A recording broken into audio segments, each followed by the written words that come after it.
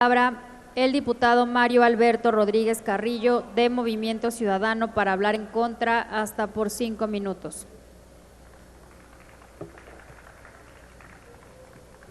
Con su venia, Presidenta. Adelante, diputado. Compañeros diputados, compañeras diputadas, yo creo que lo que tenemos que exponer aquí es, cuando se construyen políticas públicas, como en todos lados, se deben de construir en base a evidencias. Yo creo que no tanto en suposiciones o en reclamos añejos. Voy a partir de dos análisis. Uno que es exógeno, es externo, que me parece que marca mucho la influencia de la política de austeridad que hoy vive el mundo entero, no solamente México. Y es que el Fondo Monetario Internacional y el Banco Mundial han presionado fuertemente a las economías para que en sus políticas económicas implementen políticas de una fuerte austeridad.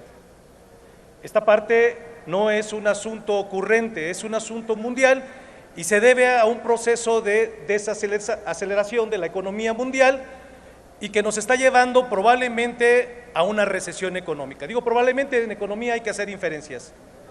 Esa parte me parece que es lo que tenemos enfrente, no está a nuestro alcance, no podemos manejar esas variables. Ahí hay variables de orden macroeconómico externas, no está a nuestro alcance, es decir, podemos justificar, pero sí, lo que sí podemos hacer es hacer un análisis de previsión de estas variables que van a impactar con efecto dominó en las economías del mundo y principalmente en las economías de características como las nuestras. Esa es una parte que hay que poner atención. Cuando nosotros decimos que está sobreestimado el presupuesto o el análisis en la ley de ingreso, me parece que parte de lo que estamos diciendo es, ojo, es probable que no nos alcance, estamos advirtiendo, no quiere decir que estemos en contra de lo que ahí está, es más, hay muchas cosas en las que coincidimos, pero me parece que hay que tomar mucha atención en esa parte. Por lo tanto, tenemos una política mundial que está incidiendo en nuestro país de carácter austero, pero tenemos reformas que implican gasto. Hemos hecho una cantidad de reformas que van a implicar gasto. Ahí hay como que no hay una correlación. Segundo, no vemos reflejado en esta ley de ingresos políticas suficientemente fuertes para la evasión y la elusión. Es decir, en el caso de la elusión, probablemente nos hace falta todavía fortalecer el tema de los paraísos fiscales o estas planificaciones fiscales agresivas que aprovechan los vacíos que todavía permanecen en nuestras leyes.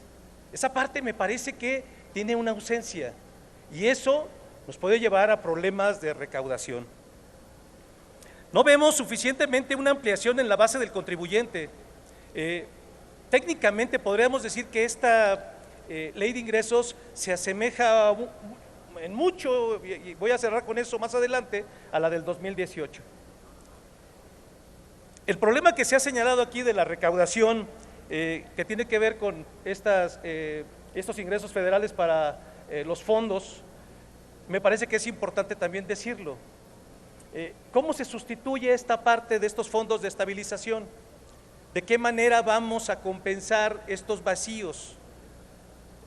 No nos queda claro cómo va a estar esta parte y esto hay que decirlo, ya se ha mencionado aquí desde el día de ayer y los que me antecedieron para hablar en temas de los fondos que tienen que ver con la minería, con los del petróleo y bueno, podemos hablar que el petróleo podemos tener una bonanza en términos de lo que significa la exportación, pero acordémonos también que importamos gasolinas y esa parte también hay que confrontarla.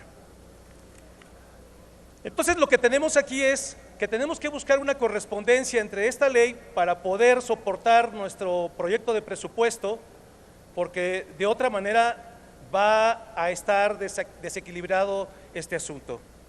Ya en algunos casos, ya lo había yo mencionado en temas específicamente de educación, los CAED, por ejemplo, Juan Pablo Arroyo hace una declaración, el subsecretario lo dice, no está contemplado dinero para estos CAED en el proyecto de presupuesto. Y si no tenemos contemplado ingresos, bueno, ya el presupuesto entonces, ahí hay un desequilibrio, nuevamente insisto en esa parte. Lo estoy diciendo con evidencias. No lo estoy diciendo con suposiciones, ni tampoco con reclamos del pasado, sino con lo que tenemos enfrente. Esta sobreestimación de la que se ha hablado, nos dicen que podemos llegar a un crecimiento del 2%. Bueno, todas las políticas de austeridad, vamos a poner desde Inglaterra, Grecia, España incluso, que están aplicando políticas de austeridad, no han tenido un crecimiento mayor al 1% y no han combatido el déficit. 10 años llevan con políticas de austeridad. Necesitamos una política de incentivos que pueda dar incentivos económicos para que se genere inversión.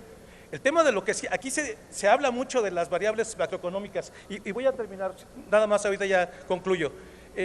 El tema de las variables macroeconómicas, no vemos cómo se estimula la demanda agregada, no hay un efecto multiplicador y los indicadores que nos da el Fondo Monetario Internacional son muy bajos. Entonces, que tomáramos en cuenta nada más esa parte y decirles que en consecuencia con los datos del 2018, Movimiento Ciudadano votó en contra de la Ley de Ingresos del 2018 y es exactamente la misma en términos porcentuales diputado, que la del 2020. Su tiempo concluyó. Es cuanto, Presidenta. Gracias. Muchas gracias. Gracias, diputado.